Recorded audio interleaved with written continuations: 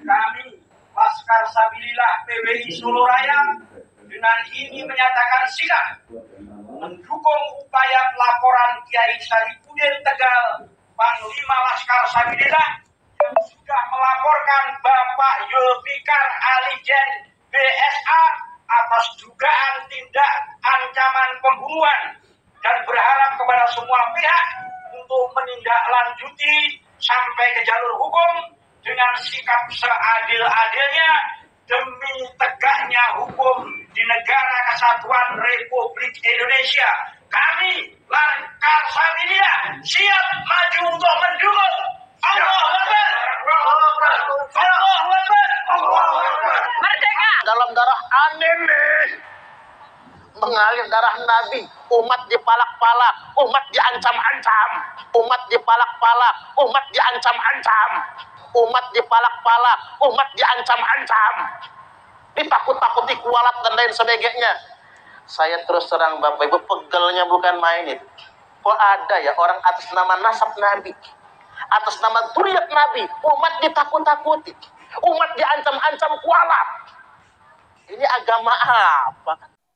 Bismillahirrahmanirrahim. Assalamualaikum warahmatullahi wabarakatuh. Kembali lagi bersama saya di Paradigma 45, Sobat Paradigma 45, sebangsa setanah air. Semoga kita semua senantiasa diberikan kesehatan Allah SWT.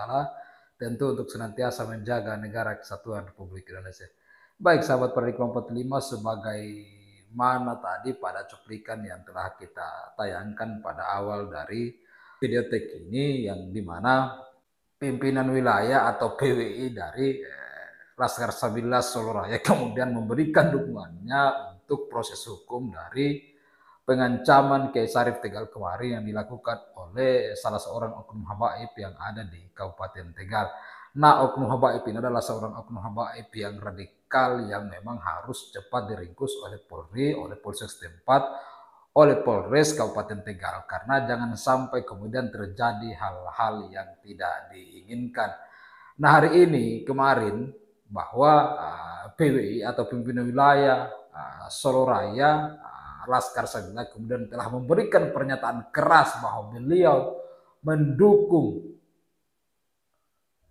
laporan Kiai Syarif Tegal untuk kemudian memberikan efek jerah, untuk memberikan ancaman hukuman, proses hukum terhadap oknum habaib yang mengancam Kiai Syarif Tegal.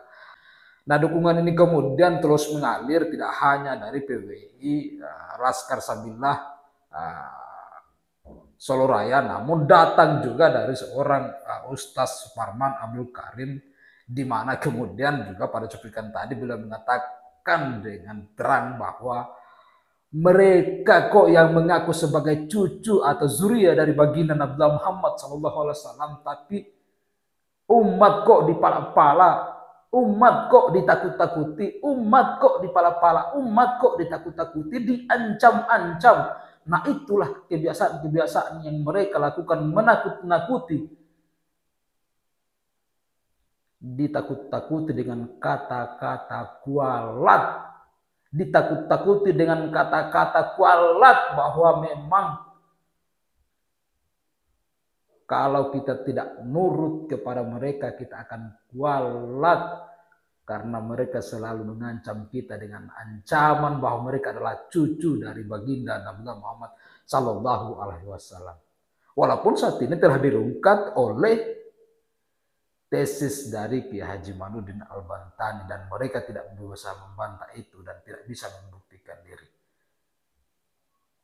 Nah, seperti apa kemudian kelanjutan dari penyampaian dari Ustaz Suparman Abdul Karim ini? Lalu beliau kemudian menyampaikan dengan tegas hadis dari Nabi Muhammad SAW yang dimana bahwa Nabi pernah mengingatkan kita ketika itu bahwa akan terjadi fenomena akhir zaman, yaitu di mana ada seorang yang kemudian mengaku sebagai anak cucu saya, padahal mereka bukan anak cucu saya.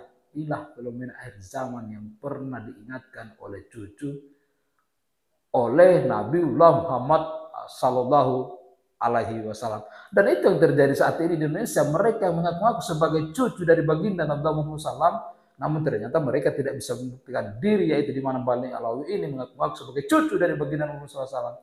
namun ternyata tidak bisa menunjukkan bukti-bukti yang otentik, baik dengan tes DNA, baik dengan kitab zaman, maupun dengan kajian-kajian ilmiah yang bisa melawan hasil tesis dari Kiai Haji Jamaluddin Al-Bantani. Lalu Ustaz Parman Abdul Karim mengingatkan kepada kita bahwa tidak ada kemuliaan berdasarkan nasab atau kelompok tertentu, namun kemuliaan di hadapan Allah Subhanahu wa taala adalah berdasarkan keimanan dan ketakwaan kita.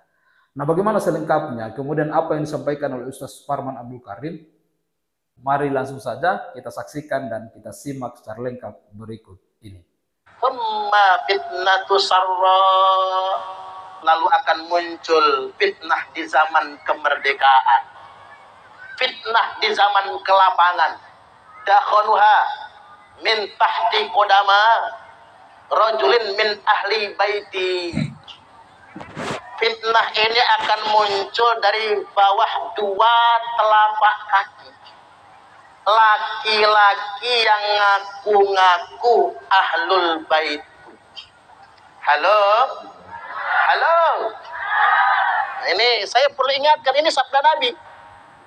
Fitnah di zaman kemerdekaan, fitnah di zaman pembangunan, di mana fitnah ini akan keluar dari bawah dua telapak kaki laki-laki yang ngaku-ngaku ahlul bait. Yaz'umu annahu minni wa laysa minni.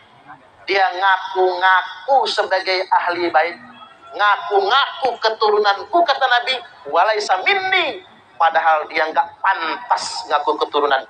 Wa innama awliya'iyal muttaqun, karena sesungguhnya semata-mata yang pantas mengaku wali-waliku hanyalah orang-orang yang bertakwa. Makanya saya juga heran, sejak kapan di Islam ini ada warga agama kelas 1? Seakan-akan dia menjadi warga agama kasta tertinggi. Kita ngapurongge, kita yang bukan katanya nasab istimewa, yang kita yang bukan dari zuriat tertentu, mentang-mentang kita pribumi, mentang-mentang hidung kita pesek, mentang-mentang kita kecil Bapak Ibu, dianggap warga agama kelas 2. Ada yang betul-betul membanggakan nasabnya, ngomong apa? Dalam darah aneh nih, mengalir darah Nabi, umat dipalak-palak, umat diancam-ancam, ditakut-takuti, kualat dan lain sebagainya. Saya terus terang Bapak Ibu, pegelnya bukan main itu. Kok ada ya orang atas nama nasab Nabi, atas nama zuriat Nabi, umat ditakut-takuti, umat diancam-ancam, kualat. Ini agama apa kan? Maka dari itu Bapak Ibu hadirin wal hadirat rahimakumullah, tidak ada kemuliaan semata-mata karena nasab. Jangan membanggakan darah biru atau darah hijau. Jangan, ini darahnya apa sih? Hah? Merah? Kirain coklat. Nek coklat Pak Yai campur kolesterol aja ya. Coklatnya hitam-hitaman. Enggak boleh. Islam ini bukan agama kasta. Makanya Nabi sallallahu alaihi wasallam telah bersabda dalam peristiwa Uhud Mekah, "Innallaha qad adhaba ankum ubiyatal jahiliyah wa ta'adumaha bi abaiha." Sesungguhnya Allah telah mencabut dari kalian semua kebanggaan, kesombongan jahiliyah, wa ta'adumaha bi abaiha, yang mereka itu membangga-banggakan, menyombong-nyombongkan leluhur mereka, menyombong-nyombongkan nasab mereka. Jadi menyombongkan nasab itu sifat masyarakat jahiliyah, kesombongan masyarakat jahiliyah. Jangan sampai sedemikian rupa. Makanya begini Bapak Ibu, muncul Kiai Imad, Kiai Haji Imaduddin Uthman Al-Bantani dan Gus Abbas Buntet Cirebon. Menurut saya Bapak Ibu, fenomena Kiai Imad ini merupakan cara Allah menyadarkan orang-orang yang telah menyombongkan nasab. Kita ambil hikmah baiknya sedemikian rupa. Kalau kita baca Al-Quran, wa ma adraka mal aqabah fakku raqabah, tahukah engkau Apa itu jalan yang mendaki lagi sukar? Yakni membebaskan budak dari perbudakan. Dan menurut saya, Kiai Haji Imaduddin Utsman Al-Bantani merupakan pahlawan yang telah membebaskan umat Islam Indonesia dari perbudakan spiritual. Tepuk tangan dulu.